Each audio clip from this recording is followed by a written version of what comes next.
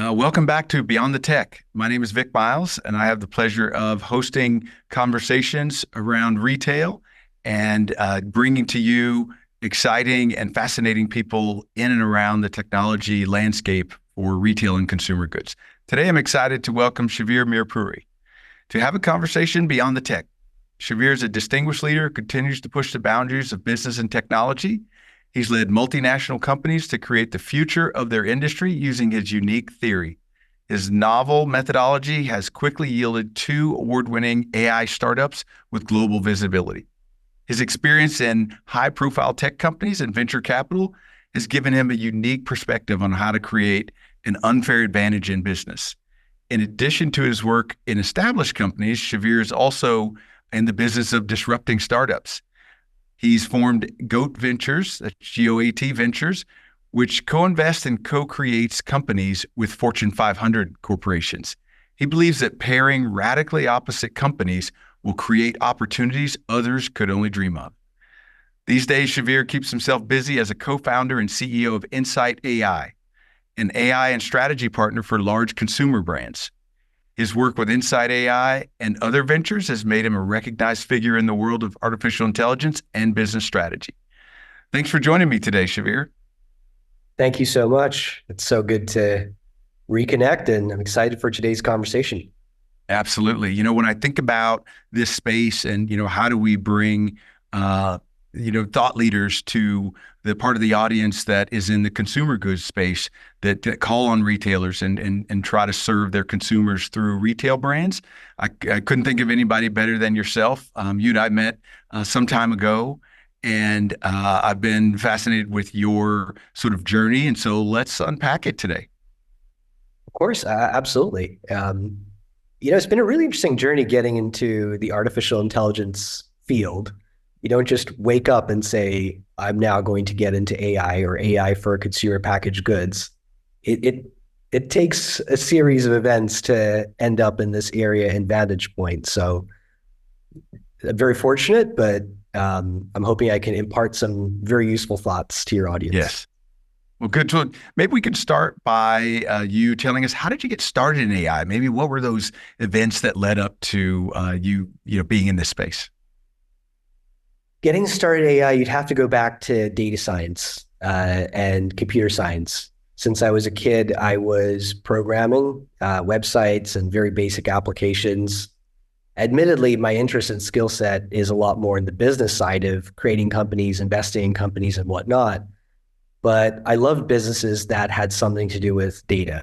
I was involved in an ad tech company, a apps company that provided analytics and marketing automation. I was involved in an e-commerce business. Those companies then, one publicly listed, one I was part of the management team of and was acquired. But through those specific journeys, data science and data-driven decision-making was at the heart of it.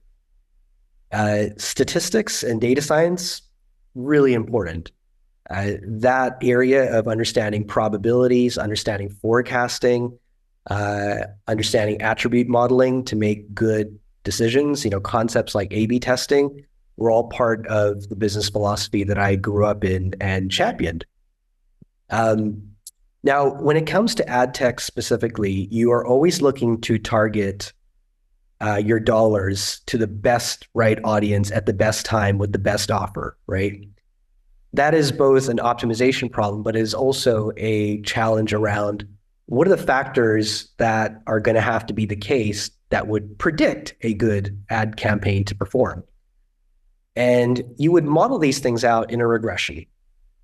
But when machine learning came around and cloud computing came along in 2012, 13, 14, and became more mature, that's where this set of machine learning methods I thought would be fantastic, because rather than having to manually make these decisions, but rather have a solution make those decisions for you, because it could learn from that data and identify the most meaningful variables in coming up with the best decision, I decided to just take courses, learn online, meet really fantastic PhDs that have and professors who've written papers that are in that area of machine learning.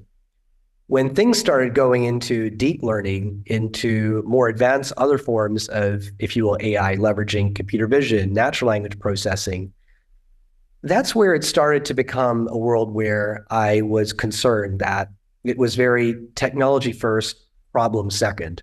Hmm. I'm a realist. It is critical that we identify a business problem we're looking to solve that data science could help accelerate. And so to that end, that sort of matched really well with my investing journey, where as an entrepreneur, I was able to benefit from data science and machine learning to make the best decisions in advertising, technology, and whatnot. But then as an investor, you're always looking for the best companies to invest in, who are not just looking at this from a tech infrastructure first or R&D perspective first, but are looking at verticals and saying, how would we literally practically apply AI methods into these businesses? And through these investments in the legal sector, in the construction sector, in the e-commerce world, in the retail world, my knowledge started to grow in terms of how AI techniques would be used to create business efficiency for the users and beneficiaries of those companies. So I've seen it from both sides: the technical side, methodology, and the business applicability side. That's how I started on it, and it was never I want to get into AI. It was purely this has really been a fantastic technology that has accelerated every business I've been able to be involved with. Yep. No, thank you for that. And this channel is about that. It's about the journey that each of us takes to get where we are today. And I just want to sort of follow up on a couple of things. One, you mentioned having the machine make the decisions. I know a lot of times we talk about, certainly, where I work at Microsoft, we talk about keeping a human in the loop. Right. And so can you talk to us about how much work is left to do when the machine gets done? If I'm a CG sales lead and I'm calling on one of my big retail customers and I want to provide some options for driving business on both sides, how much work is done after the machine gets done? The work after that is effectively the narrative building. So let's talk about the work that happens before, okay. Right? The whole process of gathering data to, in the first place, understand what is the current state of my brand portfolio or these products or my specific customers or even my retail channels. That is something that can be automated and be readily available to the customer. And that's not even data science or AI. That's just where the state of data is today, right? Good AI would be able to take messy data and, rather than it being a 3 to 4 week hunt just to get that little nugget of information, turn it into ideally a 1 or 2 minute exercise, right? Right. Then in terms of scenario planning and saying, hey, I want to drive business by running this type of promotion or applying trade dollars in this manner, or by changing the price during the next cycle, updating a assortment to really serve that customer best and drive the most baskets and trips into store and unit volume. An AI solution is able to do scenario planning. So you're able to put in your goals and get quickly out, what is that assortment, or what is that pricing strategy, or what is that promotion that I should take to my retail partners.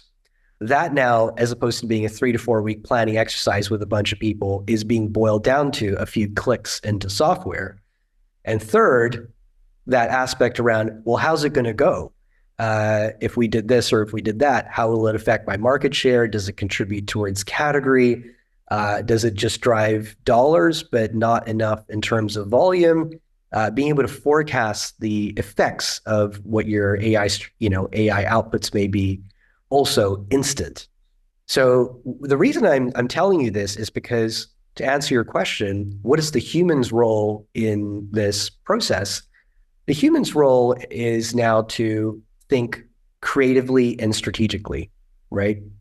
It's, what is the right narrative I now want to present to my retail partners based on all these possibilities I've now been able to unlock at a click, right? The human is able to layer in things that the data is not so good at seeing.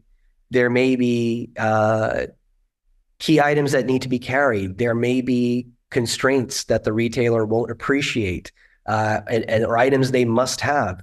There may be consumer decision trees that the consumer brand, that salesperson you described, is really keyed into. So taking those outputs and then shaping it and adjusting it for the art, if you will, of category management and merchandising is a very, very valuable exercise that then the human needs to do. But if we draw sort of a line in that area of forming the data, scenario planning, being able to get really tight and convincing numbers, that's part of the role that is now being automated. And the human is now ever more so valuable for those human things I just described.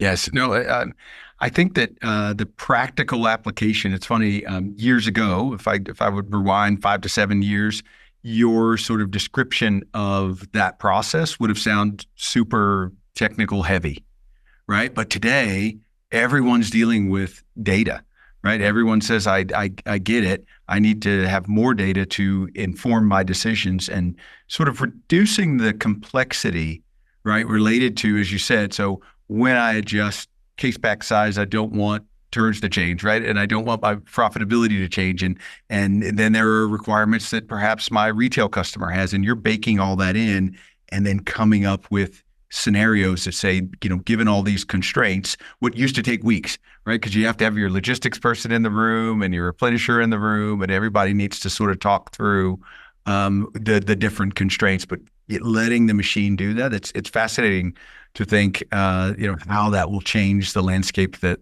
we all work in. The interesting thing is, people perhaps worry that, well, what is the AI actually doing in the sense? Is this some kind of chat system or some kind of planning software where I put in a bunch of inputs and it comes back with a bunch of outputs? What is it doing? And if we really break it down, what's really happening in the background is when you buy an AI solution or leverage an AI solution or build even an AI, solution, that's just a set of components that you are creating that maps the human process in software. So let's take that data ingestion and data harmonization, for example, to combine planogram data, sales data, competitor and market data, loyalty data, maybe even localized macroeconomic data.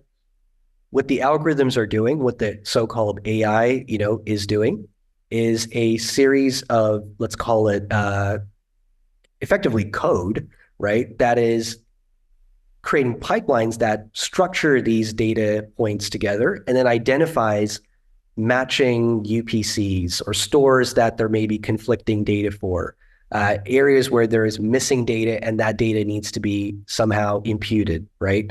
The AI is taking away those, if you will, very cumbersome tasks, right? And effectively filling in the blanks or finding those poor matches and creating that. So there's a series of algorithms that effectively do those tasks. When we talk about scenario modeling, optimization, and forecasting, there are a set of optimization algorithms, again, code, right? No different to how perhaps your kids are studying now in their teens and late teens and into college, that effectively constrain. These are just constraint models that constrain, like you said, I want this specific case pack, but I don't want it to affect profitability, and I have to retain this much growth into the category. As you put those things into an interface, the algorithm is representing your clicks and your instructions into constraint models that affect that calculation. When we talk about forecasting and we talk about machine learning models, that's just, again, a set of models that are learning on historic data and other data sources to effectively identify patterns in order to forward project scenarios that you may not have considered before, right? And again, these are just algorithms. So at the end of the day, when you look at a machine learning model or you look at an optimization model, when people go, what is the AI? Effectively, it is for want of a better phrase, a set of equations that run really efficiently, perhaps on the cloud, in order to tackle these cumbersome tasks that you have to do. So that's what people need to understand. It is not some kind of black box that will start telling you how to run your business. Well, and I think that's super important, right? So again, the market that you serve, right, are those sales leaders who are looking to answer business questions. And one of the challenges we had with machine learning, right, is it didn't show its work, right? It had a hypothesis, a result, but for the analyst to say, "Hold on, I want to check that," they have to go back and do most of the work again, sort of by hand. With AI, as you were talking through that, I can imagine an analyst saying, "That's how I would do it." Okay, good. So you just saved me 27 steps. Now we can have the conversation about what the business outcome we're trying to do and what constraints we have on our side, again, from manufacturing or supply chain or that sort of thing. So, thank you for that description. And we did veer off a little bit into technology land. I've committed to this audience that it won't be a tech show, but again, I think that if you're in this space of consumer goods maximization of value to your business, you're doing all of these same things. But so next question is, what are your thoughts about the current AI landscape? What experiences are you having? Are there some things that you any recent breakthroughs or projects that you're excited about? Particularly when it comes to consumer good organizations, I find it fascinating that organizations are getting more thoughtful around just forecasting demand of their customers, of their shoppers, of their retailers. I think this might sound very basic and it might sound like a manufacturing concept, but the very fact that organizations are looking to understand, and this is to the point, what will demand be and what are the drivers and drags on that demand? That is really key. I am really excited about analytics projects that provide explainability. So let's say there is a brand, a multi-billion-dollar CPG that sells candy or chocolates or salty snacks, you name it. Them being able to understand, and this applies to any brand, a beauty brand, them being able to understand, specifically, okay, my sales will be $785,000 within a certain retailer over the course of the next, let's call it 18 weeks, 12 weeks. Why is that? Why is that really for that specific subcategory or those specific products? Now with AI capabilities, you are able to click a few buttons on a screen and get broken down. X% is driven by CPI, X% is driven by unemployment, X% is driven by your promotion, but also dragging on that is X% this specific competitor SKU and this specific item label you have on your packaging, or this specific XYZ. So that's one thing I'm really excited by is consumer brands are finally being able to tell the quantitative narrative on what is driving and dragging demand. Another thing I'm really excited about in the AI landscape is just return on marketing, return on advertising spend, return on promotional spend. No, this is not a way of now saying, let's find out all the inefficient dollars and not spend it. This is still very much the area of how do we go as far as possible with our dollars, right? So being able to calculate incrementality is an AI area that I'm so excited about, because it's not just relevant in advertising or promotion, it's also relevant in other forms of AI, which I'll talk about in a second. So I'm really excited about brands now being able to truly understand what decisions are incremental or not incremental to their business. Interesting. So incrementality, could you unpack that for me? What does that mean?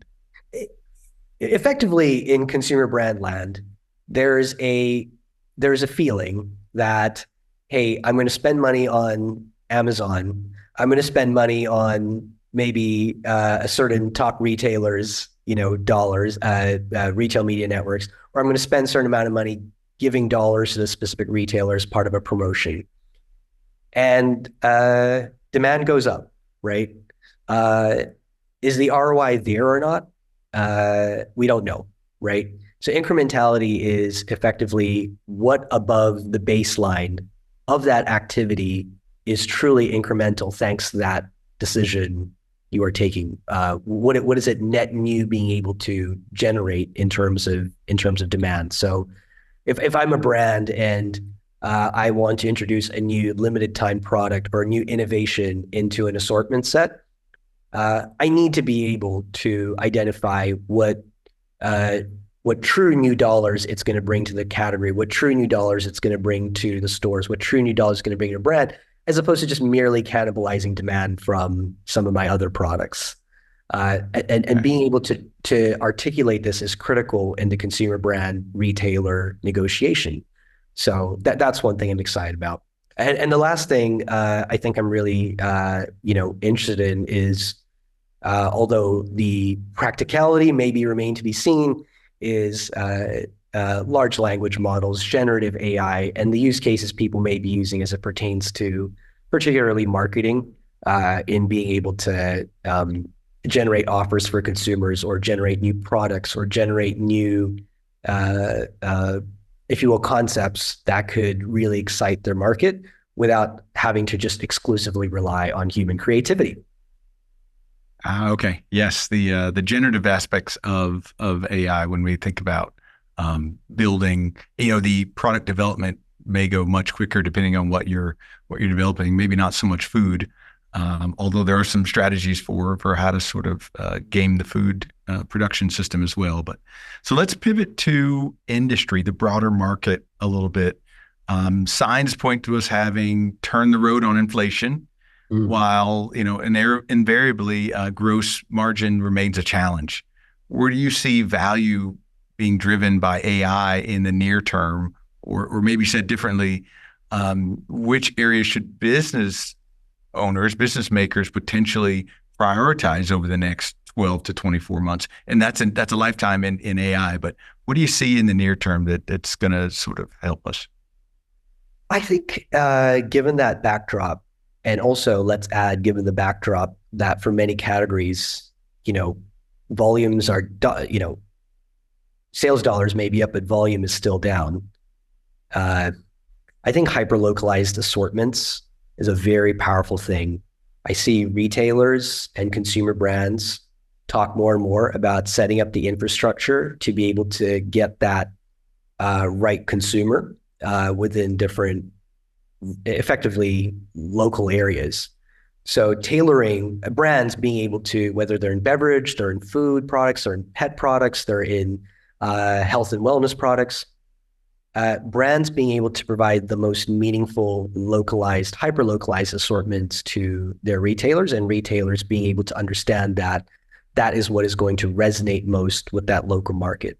And that's not just an in-store thing. A hyper-localized assortment may mean that there are online pickup and delivery where the store is the pickup location components to this. So being able to tailor the assortment also for that online customer, that online demand picture, very critical. The assortments are going to effectively create growth, because when a shopper goes in a store and doesn't see the product they want, or is trading down, or is trading perhaps even to a different retailer, that's honestly a gap, right? And in order to provide customers in a world where they can click a button and get an extreme amount of choice, the right curation of products that make sense to their localized need state, that's really key, right? That's super key. There's this age-old, concept of, hey, there are certain pests that grow in a certain region. So why are these fertilizers being given to all these Walmart stores? Why are they not given to perhaps this specific location, which would benefit most from these specific products? You mentioned we mentioned allergy season. We talk about local taste preferences in urban, suburban areas, demographic preferences, areas where people buy very premium products, areas where people are looking for the most affordable option and pick the private label. So that is really tough to do, quite honestly, without AI.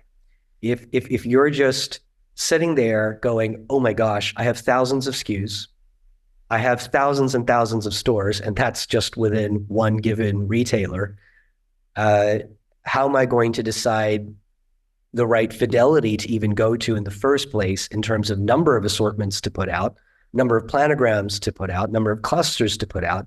And then within that, how do I actually create a localized assortment per store?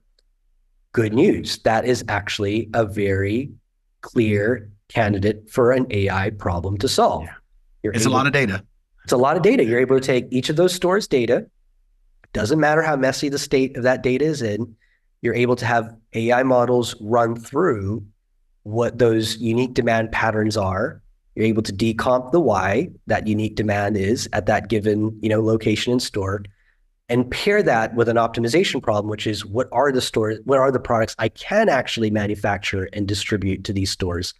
And then forecast, as I said earlier, what the effects would be to you, to your competitors, to the overall category, to your shopper, and so on and so forth, all within a set of clicks. And that is not a fantasy.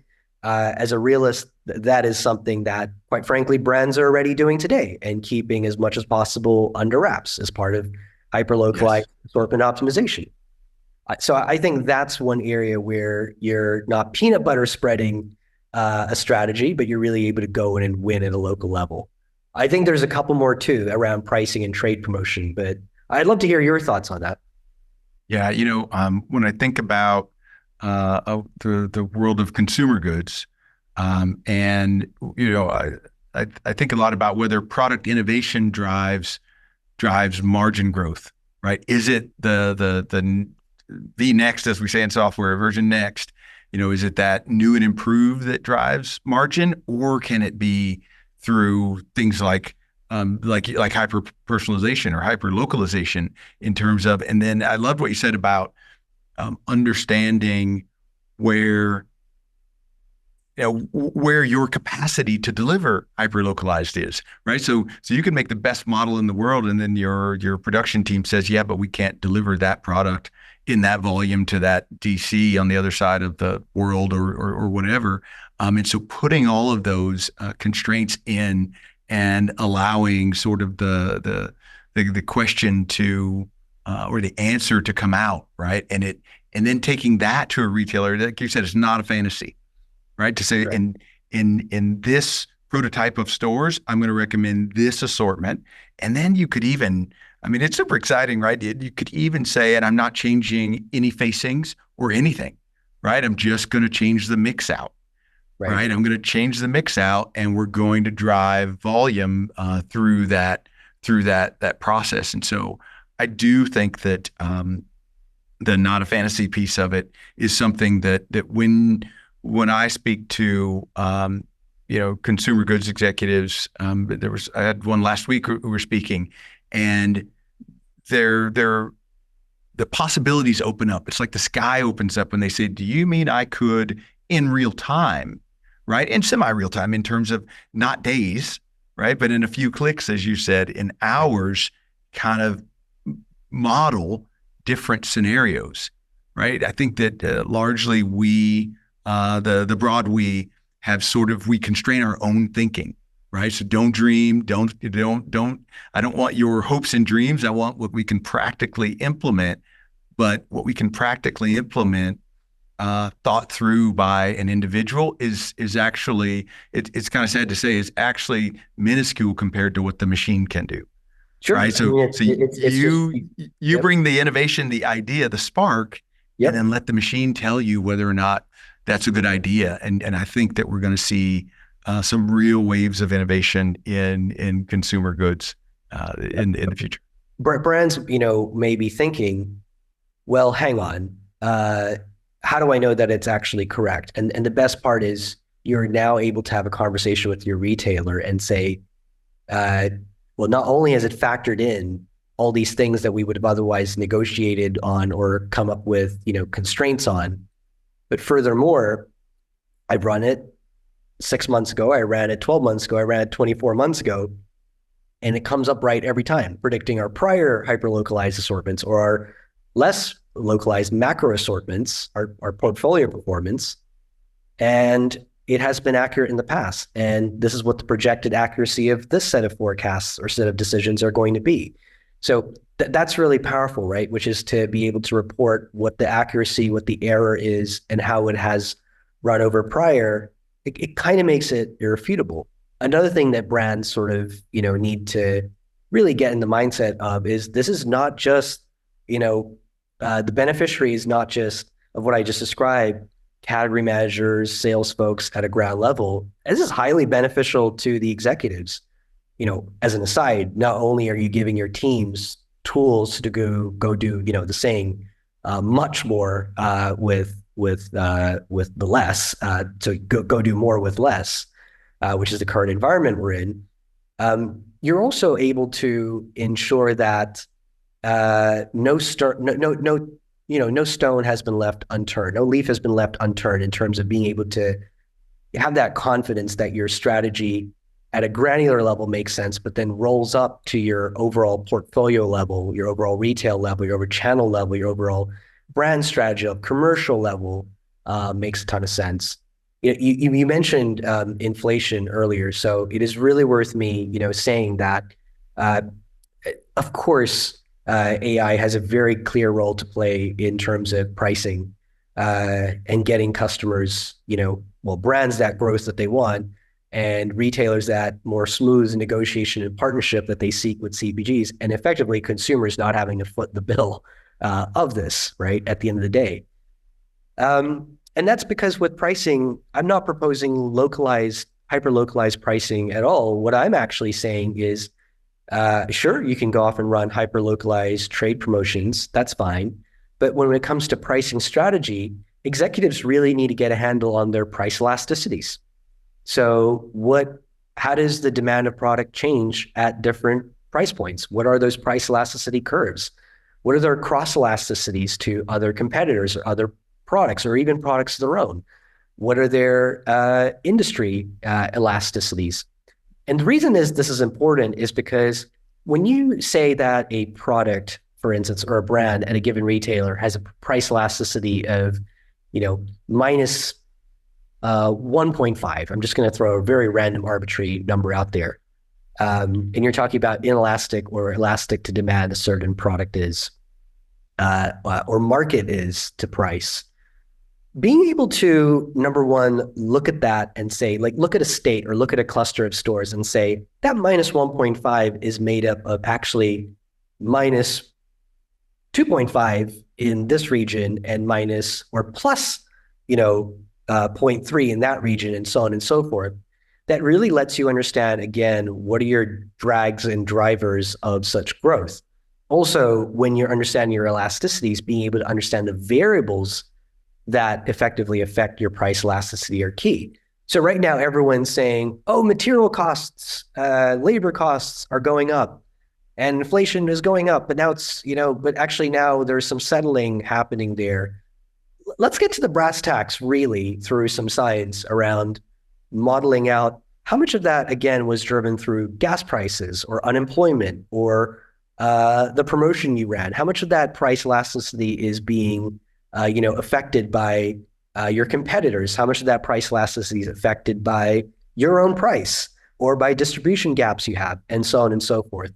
This then arms executives to understand the 10 reasons. Let's just keep it simple and say the 10 reasons and a scoring for each of those 10 reasons of what affects demand when we change price. And as a result, we can now thoughtfully negotiate and strategize for each of those reasons in isolation, so that we're not just turning one master knob and hoping for the best. Yeah. Yep. When I think about it, you said a couple of things there, more than a couple, but managing on that macro number, right? Saying, okay, negative 1.5, I can deal with that. Let's go. And you're saying, wait, hold on. You can optimize even further. Let's unpack that and break it apart. You also talked about, I wrote it down, the projected accuracy, right? Again, for folks who work in this space, it sounds like it's a fantasy again. So, right, to project accuracy into the future. We all have models, right, that say that sales forecasting, but are you suggesting that looking at historical accuracy gives me confidence for future? Because, do you find that to be a hard sell when you say it, or how do you make that real for execs? Well, so I think the AI technology out of state now where rather than saying, oh, historic data will inform the future. Don't worry. The error scores are very low. Everything's going to be fine. There's a few aspects, right? You want to make sure that the art of revenue growth management, of merchandising, of category management is factored into that decision. So being able to, first of all, show what goes into the forward-looking model is really key, right? The next one is being able to show the sensitivity to different data or different factors. So you might say it's not just about the historical data. Now you're able to say the amount that loyalty data or the amount that your competitors price or the amount that the assortment that you believe is taking has effect on demand is what is affecting your accuracy. So being able to decompose, again, what are the reasons driving accuracy on a forward-looking basis is really great. Because before it was just, oh, it's the historical data. Now the models are able to really get into those variables that do drive or impede on accuracy and report that so that decision makers can adjust for that, right? You know, you caught on to a great point around projected accuracy.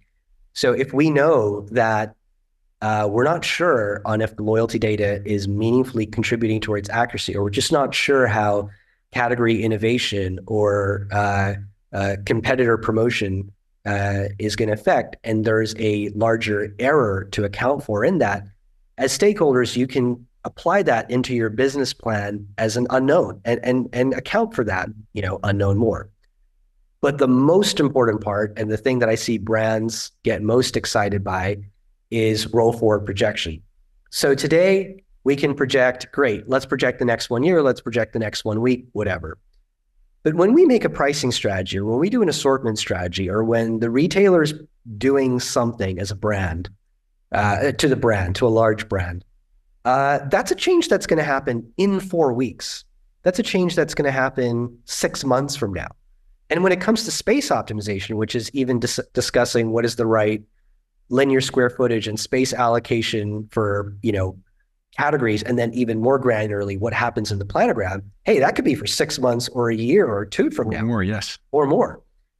The power of some of the AI capabilities now is, rather than projecting from today, you're able to start that projecting time period from the future. So let's roll into 6 months ahead from now and run the forecast from there. That's a really key, forecasting machine learning capability that has become more sophisticated, where people have said, okay, that's actually better than just forecasting based off today. It is far more superior to understand what our baseline demand and what that scenario could bring, starting when this plan would roll out 6 weeks from now, 6 months from now, 1 year from now. So I find those things as being really powerful in being able to adjust it. Lastly, Vic, there are the unpredictables.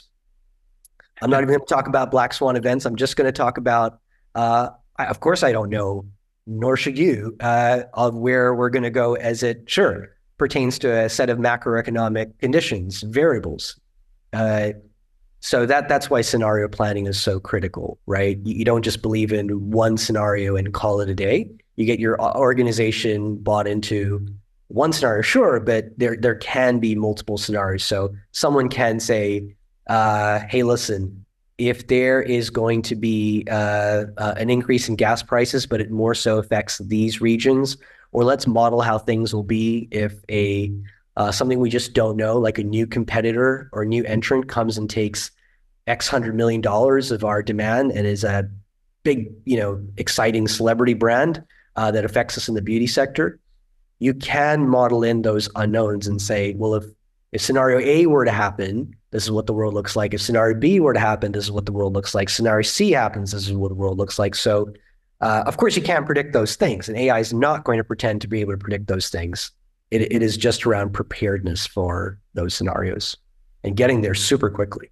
This channel is not at all a marketing channel, but I'm sure a lot of folks are going to look in the notes and say, who is this guy and how do I get him, to bring that sort of thought process to my business. And so thank you for what you're doing on behalf of the community. When we first met, we talked about some of this, start the modeling in the future.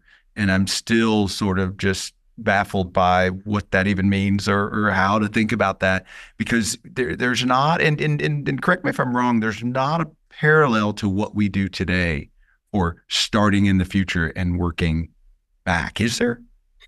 I think there can be Okay. in some instances within brands.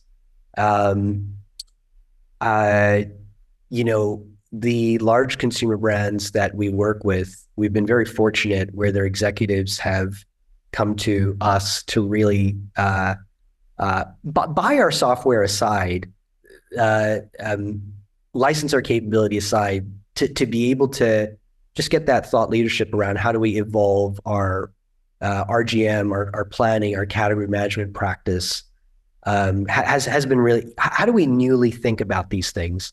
So we find that it's not necessarily the data science or the fact that we sell our software that gets us out of bed. It's the fact that we can clearly see that there are so many big organizations, all the ones you shop when you go into a grocery store or similar.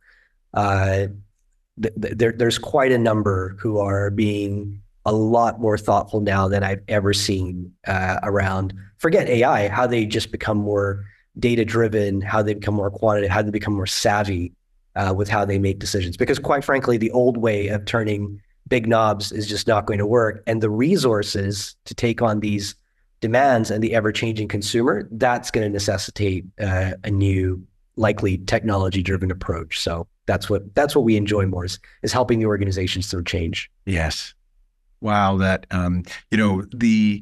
as you mentioned, these big brands have been sort of close-lipped about, what they're doing, but that last bit about, there's not a secret here. Everyone knows you have to get to granularity if you're going to compete, in the future. And so no surprise that folks are already leaning into that.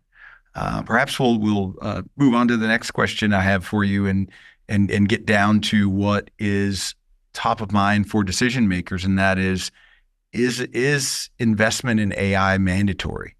How would you contrast that with the diametrically differing approaches of limit new investments, focus on running the business, right? Just operate what you have, or invest in building new capabilities? Again, to me, but I'm in the technology space, it seems like that's a no-brainer type of question. But do you see folks who sort of stay in the I'm just going to run my business camp, or how do you sort of think about the necessity for AI? No, honestly, do you need to manage? Is it mandatory to invest right now in AI for your revenue growth management or category management or your sales or whatever? No, no, you don't have to. Uh, these organizations, their houses are very busy. Some would even say, for some reason, they're chasing the next key meeting, key strategic decision, presentation, action. Chasing the next fire to put out. No, you don't have to. Honestly, you don't have to invest in AI. Now, when we go into the list of very interesting things to explore that are nice to haves, this is top of the list. That is absolutely for sure. And we know these organizations are not just doing mandatory things. There are things that they explore as interesting. Without a doubt, having worked with investing in tech companies, having worked with consulted the Wal Mart CEOs in the past on AI, and without a doubt, having worked with executives at these large brands, the ones who are taking a bite are clearly seeing, oh, thank gosh, this was top of our. Someone had the bright idea to make this top of our nice to have, should do, would be good ideas if we get around to it list. That this is being top of that list. What I mean by that specifically is we are truly able, as I described to you, earlier, brands are able to see that the same process that a few people took to do, over the course of months, now means that those people can be a lot more thoughtful and strategic and just get it done within minutes. I don't know why you wouldn't give the tools to do the job to your most intelligent key people, not just to retain them, but more importantly, to make them the best performers in market and put them ahead of market, right, with regards to them making their um, category strategy, portfolio, pricing, et cetera, decisions. Um, Growth is really measurable. Uh, uh, Growth both in terms of top line and bottom line, and frankly, differentiation, which sometimes is not about the number, but to retailers, showing that consumer brands are approaching things in a lot more thoughtful, differentiated way does seriously increase their seat at the table, in advisory and partnerships and captaincy and so on and so forth. And it's very clear, and it can be modeled by just looking at results, that by being able to come up with those price elasticities, have the best trade promotion, put in the right space, you are going to win dollars. It is just plain and simple, right? Spend 500 grand on AI. It'll be unquestionable that you'll go off and get at least $5 million in top line benefit, at least, if you apply it particularly to an area like promotion.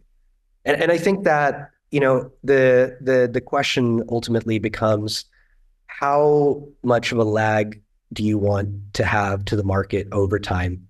Because I don't like saying that these technologies are exponential. I feel like that is too optimistic of a view. But right now, where multi-billion dollar consumer brand A is 1 year ahead of multi-billion dollar consumer brand B, it is going to be a pathway where it isn't going to be easier to, if you will, adopt. It isn't going to be more democratized. Those other brands will be 3 years from now, 6 years ahead, where other brands who start later or next year, they'll be on a slower path. So the distance to the pack is going to get really, really large when you effectively have decisions being made with a calculator, where your competitors or you are just working on effectively off an abacus and a spreadsheet. So I'd really say that those are the things to keep in mind. And most of all, this is not how do we get started with AI? This is let's just identify a piece of business which affects sales volume in dollars, and let's apply data-driven decision-making to it. It is really as simple as that. It doesn't require an AI committee. It doesn't require an innovation lab. It doesn't require complex RFPs and decisions. It's just, let's try it. Let's just pick up the phone to someone in my data science team, or pick up the phone to a partner, and let's see if they can take something and optimize something better in a short space of time. So that's where I worry is brands who stumble on the fact that it's so easy to adopt. There's going to be so ahead that there's going to have to be some kind of course correction, leniency, or urgency on the brands who don't. Interesting. Yep. So you're thinking there's an exponential nature for early adopters or first movers, that they will be, as you say, that far ahead of the others. And if I heard you right, the brands who sort of adopt late will have all the same work to do, right? I think I hear you saying the actual incremental growth we're ready for that today, right? So if you start 3 months or 3 years from now, you're not going to get that much better in terms of, because there are some constraints, right? When you put in all your constraints, we're ready today for that, is what I'm hearing you say. You're absolutely right. For retailers, they only want or only need 1 or 2 seats at the table for a given category. And there are many brands hoping to comment on what the assortment, what the leading on price, following on price, how they think about promotions and promotion dollars in that category. Well, the brand who takes that seat and uses AI is basically going to concrete glue themselves to that leadership position. But let's forget for a second. Let's forget for a second. Business within retail channels. Let's look inwards and think about, again, inward planning, inward strategic business planning, inward quarterly reviews and performance and whatnot. The difference is going to be so stark on if one brand is able to just get to the numbers and get clarity on what is going to happen and why, just smack in front of them on a spreadsheet, on a PowerPoint, on a tool, it doesn't matter, right? The outputs effectively are going to be right there when they need it. A brand who doesn't go off and invest in that process is going to just still spend months and months in meetings. And the reason I say it's distant is because you can't just wake up one day in 2026 and say, oh, we ought to buy that software, or we ought to build that software too, and then we'll be where our brands are. No, those other brands will still be years ahead now that they've shifted the decision-making from what do the numbers say into, well, these are our goals. Why don't we get the solution to go off and optimize the best assortment for our goals? So the distance is just, we see it right now with brands who adopt and don't. And I'm certainly not trying to be an alarmist or paint an opportunistic story. As a realist, I'm just quite transparently sharing that there are things AI can and can't do. This is one that it genuinely can. It genuinely can do. No, thanks for that. And you mentioned sort of your interaction and advisory role with CEOs really across the world. Full disclosure, the company I work for, Microsoft, has an investment in your business, and I found that out after we met and started sort of working together. But when companies see the value of what you're doing in this approach that you have, I think that they want to pull you close because you're on the leading edge, right? And again, this channel is about bringing people to bear, right? We can go really deep, or you can at least really deep in the technology and why the models work and that sort of thing. Before I sort of ask you if you have any questions for me, I'm wondering about this category captainship that you talked about, and whether there is a hurdle for you and other providers to bring that technology securely and have it reason over, the entire category, right? And because it's easy enough to do, or at least now, right? It's easy enough to do my brand, right? But now in the category captain chair, as you say, just glued and cemented in, what does that look like? Will retailers sort of trust the model, and is that another sort of hurdle that the brand would have to sort of go through, or would you take that approach that says, let's try it?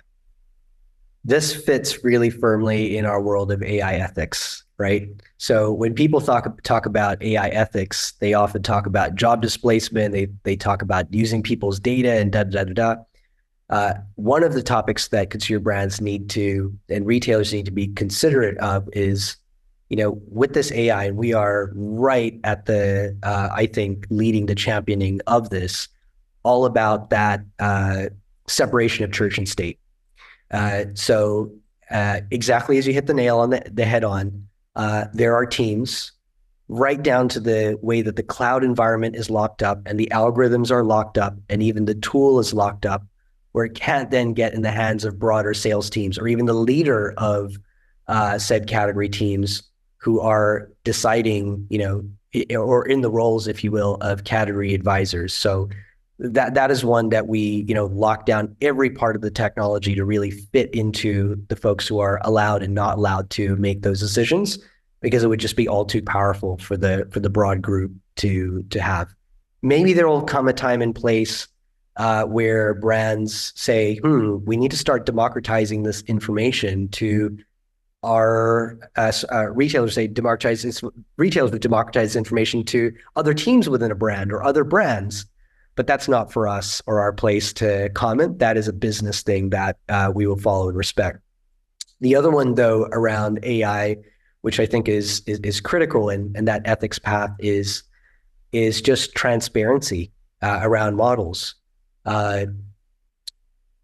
Retailers need to know that the brand has not just gone to them with a conveniently tuned model that says what the brand wants to say in order to get their product on shelf or to maximize that shelf space or to maximize that pricing negotiation or so on and so forth.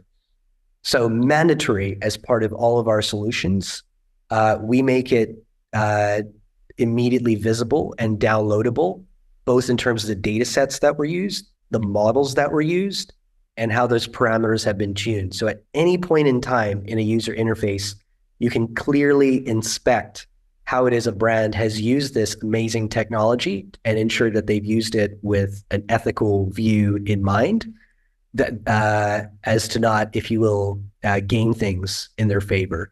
And I really commend brands for being fantastic at joining us and retailers in that journey around really keeping that church and state separation really tight. I think the unfortunate thing about brands and particularly the broad AI sector is they live in a world where media articles will talk about how AI is going to change everything in the next 10 years. Well, actually, it was supposed to do that 10 years ago and 10 years before, and it never did. And how this technology is going to, cure this cancer and this and that.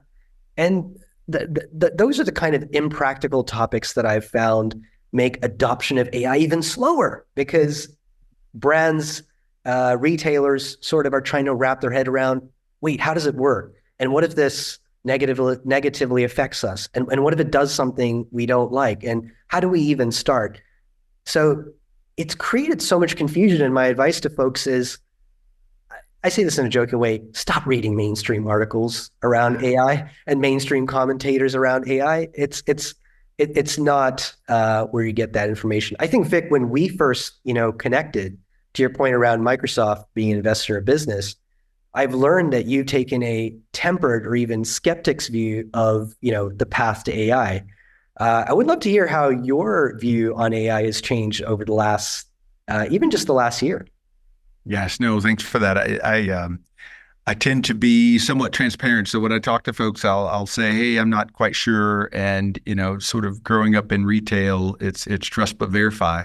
And I think for me, I've changed my thinking quite a bit through use cases, right? So when you read the trade articles and they say it's going to change everything, that sounds a little scary to me. But, if you find the right use cases, instead of taking a historical approach of wage reduction or margin influence, why not improve processes, right? So if we can find friction in our value chain, let's use AI for that, right? So your point about it takes 4 weeks or any number of days or weeks for a sales team to get ready to have the conversation with lots of decks and lots of sheets, and they're ready to answer any question versus, let's get to the answer really quickly. Let's then work on our narrative around each of the options. I think that's really fascinating. So I've changed and become a bit of an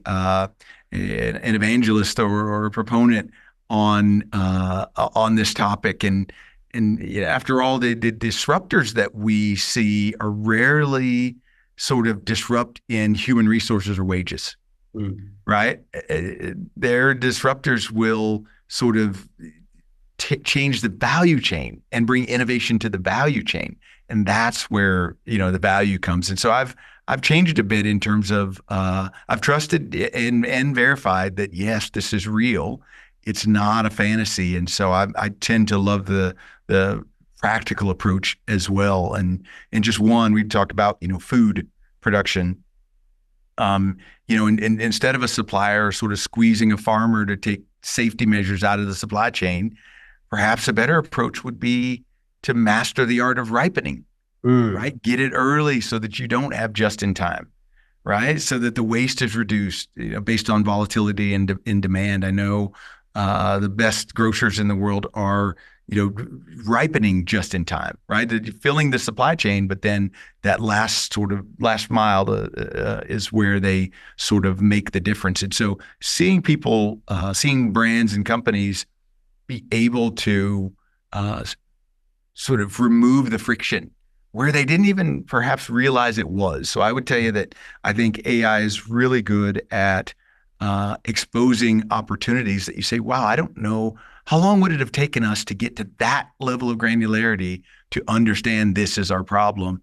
And now we're already working on the solution. And that was the difference that you talked about with Right. brands being years ahead.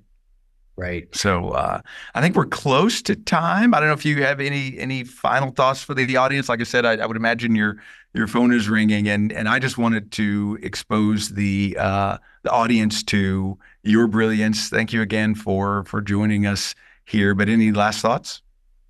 No, maybe we could both equally end on some last thoughts. I was, interested to share and also very interested to hear your vantage point on your, I guess, suggestions for how folks, uh, business leaders, decision makers in the consumer brands and retail space can keep on top of the AI game. Um, uh, what would be your closing thought? You go first, and then I'll close it off. I think that the talk track and your thought process is super compelling for executives, and for the executives who have like multi-billion-dollar brands, right? This isn't a decision to be taken lightly, right? And it's also, I would say, not a decision to be given to the intern to play with AI, right? And so, I usually advocate for executive education, Mm. right? Executive education. So I think Cornell University has an AI for executives course that is really short. And on LinkedIn, I'll look for the link and we'll add it. On LinkedIn, you can sort of get primed up on the concepts and what it can do. I think, and you mentioned, sort of my journey. It understanding what the possibilities are really unlocks your thinking. And so I'm super excited to see what will the industry do. What will you and your team do, and others like you, to change the way that that dynamic between the retail and the CG companies. It's why we all get up and go to work every day. As you say, it's not about the tech. It's about how do we change the value chain of business. I think you're completely right. And just to close off, my 2 cents on that exact point about executive education is, uh, if executives could just poke their eyes a little bit more into just a little bit more around the methodology of the data science aspect, the forecasting and the optimization, it will completely open their aperture and their thinking to the use cases and what objectives this technology would be able to hit and what the ROI would be very, very quickly. And they would, I think, feel a lot more comfortable, safe around making investments in this area to try a few things. And they would also be a lot more encouraging of their leaders also that sit below them in their organization, right? And even the layers below that pyramid to really lead and take, I wouldn't use the word risk, but take a chance, be opportunistic in approaching these things. I think with a little bit of knowledge, it doesn't become scary. It becomes incredibly obvious. So I'm aligned with you there on what you said. This has been a really great conversation. Yes, and thank you. I really enjoy long form myself, and so I hope that the audience will sort of take this up and we can all move forward together. So once again, Shavir Mirpuri, thanks for joining us on Beyond the Tech. Okay, thanks, Vic.